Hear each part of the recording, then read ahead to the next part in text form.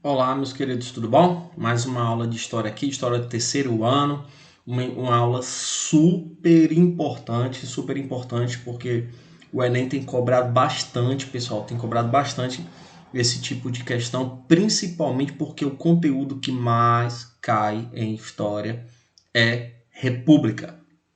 A gente pode perceber desde as primeiras edições do Enem até agora, República é o conteúdo que mais aparece, é o top 10, ele é o primeiro colocado nas questões de história do Enem.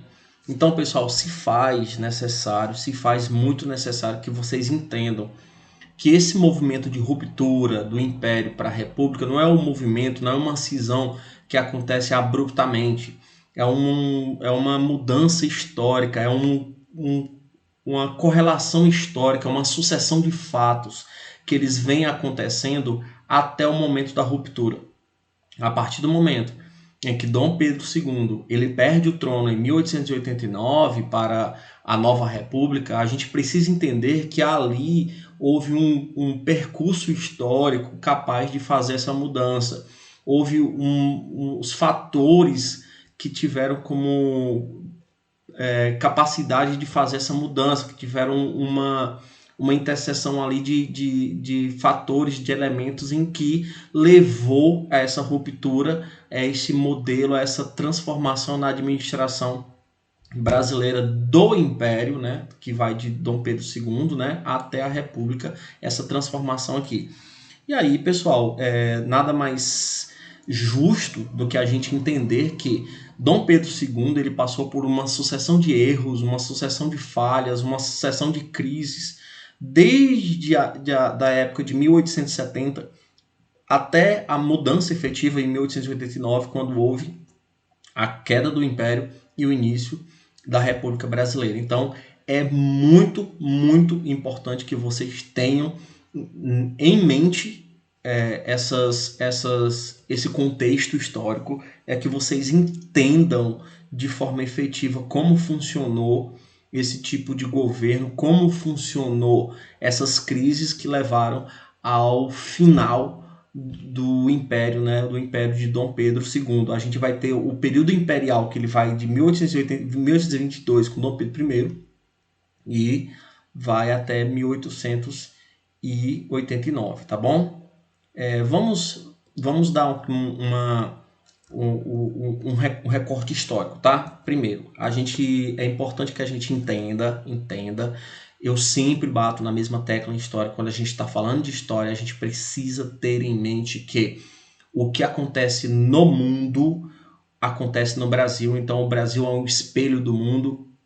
A gente não pode ser isolacionista de achar que as mudanças que acontecem no Brasil elas acontecem individualmente sem nenhuma repercussão de alguma coisa que acontece no mundo.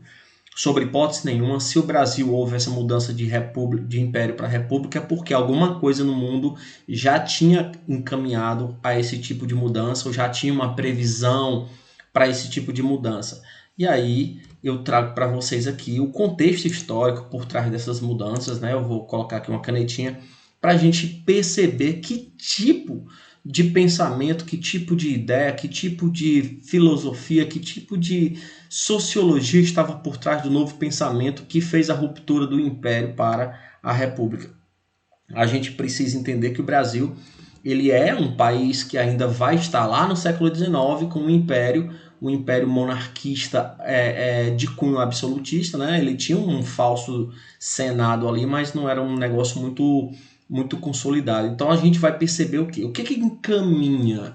Qual o tipo de modelo, qual a repercussão sociocultural no mundo que encaminha uma mudança aqui no Brasil de império para a república? A gente não pode esquecer do iluminismo, né? Um movimento social, cultural, artístico que acontece na Europa, um movimento que vai ter como fundamento principal tirar o absolutismo monárquico da Europa, acabar com aqueles reis, o rei Sol, então os reis absolutistas, os reis que mandavam e desmandavam, eles tinham sobre o domínio dos três poderes. Então algumas ideias iluministas, por exemplo, as ideias de liberdade, Essas ideias de liberdade, elas entram muito, mas elas entram muito no contexto da escravatura no Brasil. Dom Pedro II, ele era um imperador brasileiro que a economia girava em torno da exploração do café naquela época. E a exploração do café usava a mão de obra escrava. E aí a gente tem um contexto social, cultural, religioso, e filosófico no mundo em que pregava a liberdade, principalmente as ideias iluministas, elas vão pregar a liberdade da pessoa. E a Revolução Francesa, ela traz essas características, né, de liberdade, igualdade e fraternidade. Além de que a gente vai entender que se faz necessário, dentro do pensamento iluminista, a divisão do Estado monárquico em 3 poderes, onde nós temos a divisão do legislativo, o executivo e o judiciário, para que haja um pensamento ou uma fluidez no governo. E aí, aqui no Brasil, a gente ainda tem uma influência muito grande. Dom Pedro II, ele quer governar de forma arbitrária, inclusive em uma das suas constituições ele vai defender o poder moderador, né, que é o poder que é um poder à parte, é um quarto poder que dá mais poderes ao imperador naquela época. Então era uma medida mais absolutista. Então a história do mundo está rumando contrária aos pensamentos de Dom Pedro II, porque o iluminismo ele prega a liberdade, né, a liberdade dos escravos, a divisão dos poderes, ele prega a propriedade privada, inclusive a ascensão da burguesia à política. É o fato que o Dom Pedro II ele não permitia essa ascensão, até porque só quem tinha e só quem decidia os poderes era ele. Aí a gente vai ver a ascensão do capitalismo financeiro, né, no pleno século XIX, o mundo todo industrializado, a modernização batendo na porta de toda a Europa, dos Estados Unidos. E neste contexto a gente vai perceber que o Brasil ainda está no contexto agroexportador. Dom Pedro II ele não muda, ele não quer modernizar, ele não quer atender às necessidades do capital, enquanto o mundo todo está em industrialização, a fundação de bancos, né? Então os bancos se fundindo com indústrias. Nós temos aqui as ações sendo vendidas em bolsas de valores, e enquanto isso o Brasil está atrasado, está ainda no modelo agroexportador vendendo café para o mundo. Então um grupo de pessoas pede essa mudança, um grupo, principalmente a classe mais urbana, ela pede essa mudança. A gente vai ver isso aqui muito, muito mesmo quando a gente vai estudar a Semana de Arte Moderna, né? Nós vamos ter a necessidade de uma filosofia que volte para a modernização do Estado. Bom, filosoficamente a gente vai ter dois pensamentos. A gente vai falar sobre esses 2 pensamentos aqui filosoficamente, tá? Eu vou... Perdão, voltei aqui sem querer. A gente vai ver aqui, por exemplo, filosoficamente a gente vai ter o modernismo. Na verdade, não é nem filosoficamente, é literariamente. Né? Dentro da literatura, a escola que pregava a modernidade. A falência do Congresso de Viena, eu não sei se a gente não teve tempo de estudar no ano passado, que o Congresso de Viena foi uma tentativa frustrada dos estados absolutistas voltarem ao absolutismo monárquico pós-Napoleão Bonaparte, tá? Então a gente não vai entrar muito nesse mérito. Bom, mas o que eu quero que vocês entendam? Eu quero que vocês entendam que pós-Napoleão Bonaparte a gente vai ter um movimento, né, que a falência do Congresso de Viena, né, que os reis absolutistas europeus eles tentaram de alguma forma reivindicar o seu trono absolutista e não conseguiram.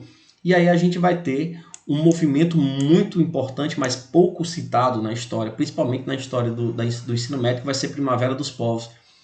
E neste contexto, em crítica ao capitalismo, em crítica ao modelo vigente, principalmente ao absolutismo, vai nascer muitas teorias, principalmente os ideais comunistas de Marx, né? Vai nascer algumas ideias de proteção ao trabalhador, de o controle do Estado em relação ao operário, alguns movimentos anarquistas, né? Que vai surgir principalmente ali na Rússia. Mikhail Bakunin, ele vai falar sobre isso. As ideias liberais elas vão ganhar muito mais força, muito mais ênfase nesse período. O liberalismo, né, que é a tendência de tirar o Estado dentro da economia. E aí, pessoal, essas tendências acabam movimentando um pensamento muito, muito voltado para a libertação do Estado e a economia, porque o rei, o imperador, ele tem total controle sobre a economia. E esses movimentos, principalmente o capitalismo, o liberalismo, eles tendem a ter uma necessidade de ruptura com o Estado, né? A liberdade da economia para com o Estado. Sem falar que neste período do final do século XIX a gente vai ter uma corrente filosófica, né, de Auguste Comte, né, que ele vai falar sobre o positivismo. E esse positivismo ele fala sobre a necessidade da evolução humana. Ele fala que o homem ele vai estar meio que evoluindo e para a evolução ele tem uns estágios onde ele vai do primeiro estágio, né, que o homem ainda é primitivo, ele explica tudo que acontece no mundo pelas vontades divinas, né, pela questão do sobrenatural, foi Deus que permitiu isso, foi Deus que permitiu que isso acontecesse. E na evolução natural do homem, segundo Comte, ele vai falar sobre o estado metafísico. O que é isso? Não mais atribuição a um divino, mas nós temos uma faísca de razão aí no meio, meio que levado pela a questão do sobrenatural, mas muito sem a necessidade de uma coisa divina.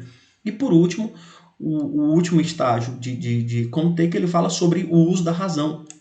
E pessoal, quando você usa a razão aqui no último estágio, que a evolução humana, o homem ele está mais evoluído do que nunca, a gente vai perceber que este atraso característico do período imperial brasileiro, ele é um atraso político, econômico, social em que vai de contra as ideias positivistas. Então o positivismo ele critica esse tipo de atraso imperial. Para o positivismo, uma nação, para ela se desenvolver, ela precisa entrar dentro das rédeas do liberalismo, do iluminismo. Então Dom Pedro II ele estava retrógrado nesse tipo de pensamento. Então nós temos uma confluência de fatores que estão levando o mundo a pensar diferente de Dom Pedro II, né?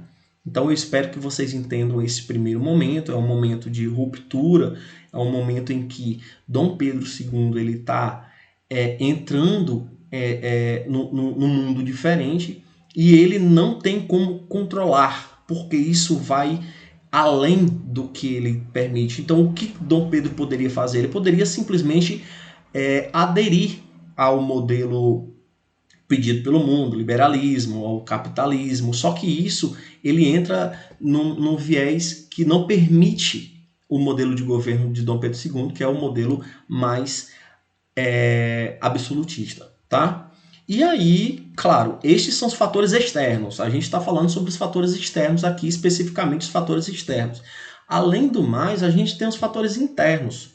Nesta aula a gente vai falar de dois fatores internos, né, que a gente vai falar sobre a crise religiosa e a crise militar. E na próxima aula, para não ficar tão grande, a gente vai falar sobre os outros dois fatores internos e inicia a questão da...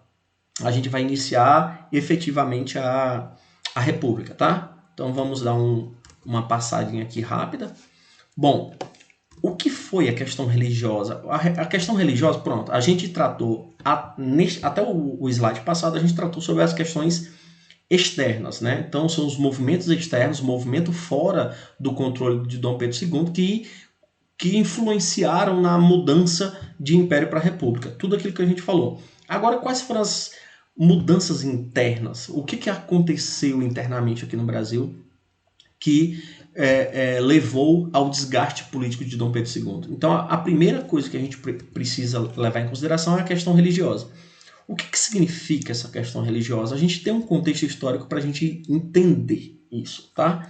Primeira coisa que você precisa entender é que o sistema religioso no Brasil, ele adotava um sistema de padroado. O que significa, pessoal, esse padroado? O padroado, ele acontece quando o Estado, ele meio que patrocina, a palavra é essa, patrocina a igreja. Então a igreja, ela é junto ao Estado. A igreja católica, ela se associa ao Estado, inclusive os padres têm salários. Alguns bispos recebem dinheiro do governo, principalmente Dom Pedro II. Eles são pagos pelo Estado.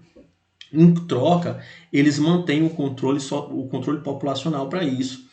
E neste contexto, o que a igreja ganha? A igreja ganha em que o rei não permite uma liberdade religiosa. Nesse caso, o rei ele proíbe qualquer tipo de religião que não seja católica. Então, uma mão lava a outra. O rei consegue com que os padres mantenham o clamor social contra o imperador abafado, ou seja, o padre ele consegue de alguma forma meio que neutralizar qualquer movimento popular ali nas redondezas, ele consegue fazer aquele jogo de cintura para diminuir o calor contra o imperador. Em contrapartida, o imperador ele não permite outro tipo de religião aqui no Brasil, e o Brasil se torna um país efetivamente católico, assim como um dos maiores países católicos até hoje, né? E aí, só que isso vai ter um problema muito forte. Por quê? Porque fora aqui do Brasil vai acontecer um movimento de unificação, né? Um movimento de unificação principalmente italiano e alemã. E nesse movimento de unificação, pessoal, nós vamos ter uma presença muito, muito forte da maçonaria, tá? E a maçonaria, ela tem um viés contrário à religião, principalmente à religião católica. Eles estão críticos fervorosos da religião católica naquele período. E neste período de unificação alemã, que nós vamos ter aqui uma presença fundamental da Itália, da Alemanha, presença da maçonaria, neste período em que o Papa Pio IX, certo? Está aqui ele aqui, o Papa Pio IX, ele vai redigir um documento onde esse documento é chamado de Bula Syllabus, certo? Esse documento, ele é um documento que ele caracteriza muito chamado de ultramontanismo, né? Mas por que é ultramontanismo, né? Porque, segundo o Papa Pio IX, a vontade dele, ele vai além das montanhas, né? Ele vai além daqueles Alpes suíços lá perto da Itália, e neste contexto ele diz que a vontade do Papa vai ultramontanha, ou seja, além das montanhas. Então todos os lugares que tinham a religião católica como a fé daquele país, eles tinham que abolir, eles tinham que perseguir, eles tinham que tirar de todos os cargos católicos os maçons. Então eles diziam que não entrava em nenhum cargo católico, os maçons não poderiam estar. Então qualquer pessoa que tinha tinha uma ligação maçônica, porque maçom é uma seita, né? Perdão se eu estou falando, é um movimento não religioso, tá? Perdão, eu corrigindo minha palavra aqui. Então, nesse caso, o que é que nós vamos ter? A igreja decide perseguir a maçonaria. A igreja decide afastar de todos os cargos da igreja os maçons. E neste contexto a gente vai ter dois bispos no Brasil que vão ter uma participação muito efetiva nesse ultramontanismo. Por quê? Porque eles vão perseguir maçons aqui no Brasil, principalmente em Belém, em Pernambuco. O Dom Duarte, né, em Belém, e o Dom Macedo, em Pernambuco, eles vão fazer buscas ferrenhas e eles vão caçar os maçons e vão tentar expulsar da igreja. E eles vão tentar punir e afastar qualquer tipo de maçom da igreja. O que eles não contavam, galera, é que Dom Pedro II era maçom. E aí Dom Pedro II, por ser maçom, ele não concorda com esse tipo de decisão do Papa e ele decide, porque assim, na Constituição de Dom Pedro II estava lá, escrito na Constituição, dizendo que o rei, ou no caso o imperador, ele escolhia se ele decidia acompanhar as vontades do Papa ou não. Então, o Dom Pedro II, usando de sua própria Constituição, ele decide mandar prender, pessoal, sério. Ele vai prender os dois padres, os dois bispos. Além de prender, ele vai decidir que ele vai fazer uma punição maior a eles. Dom Pedro II vai decidir que esses dois bispos irão trabalhar de forma forçada para o Império. Pessoal, isso vai ser um desgaste muito forte, porque o bispo preso no Brasil, isso vai ser um desgaste porque a maioria dos padres aqui no Brasil que não aceitavam, assim, uma grande quantidade de padres que não aceitavam e nem reconheciam o ultramontanismo. Mas, no entanto, a cúpula da Igreja Católica reconhecia e acreditava no ultramontanismo. E neste contexto, quando Dom Pedro II manda prender os bispos, Então, ele acaba que unindo todo mundo contra ele. Então, aqueles padres, aqueles bispos que não recorriam ao ultramontanismo, começam a ver Dom Pedro II como uma ameaça, porque ele está mandando prender qualquer tipo de religioso. E nesse contexto, a igreja se volta contra Dom Pedro II, e é quando o Papa, a igreja e grande maioria das pessoas religiosas do Brasil, eles rejeitam a atitude de Dom Pedro II.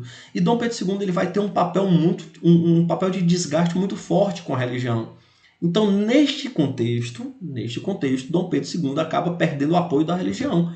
Porque o Papa ele decide romper relações diplomáticas com Dom Pedro II. Então, se ele rompe relações diplomáticas com Dom Pedro II, Dom Pedro II ele vai ter um problema muito grave para decidir, tá?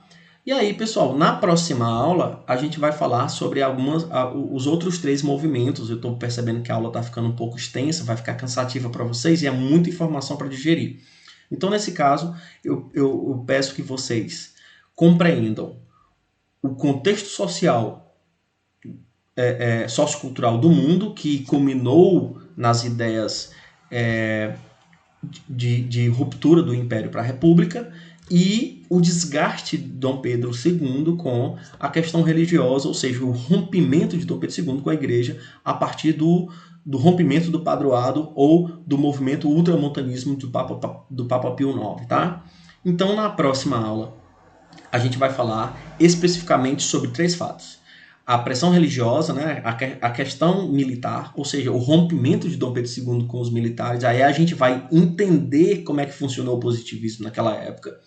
A gente vai ver o rompimento de Dom Pedro II com os cafeicultores, porque a questão da escravidão, e aí a gente vai ver o rompimento com a classe média urbana e entender como é que foi o movimento de separação ou proclamação da República em 1888, tá? 1889, perdão.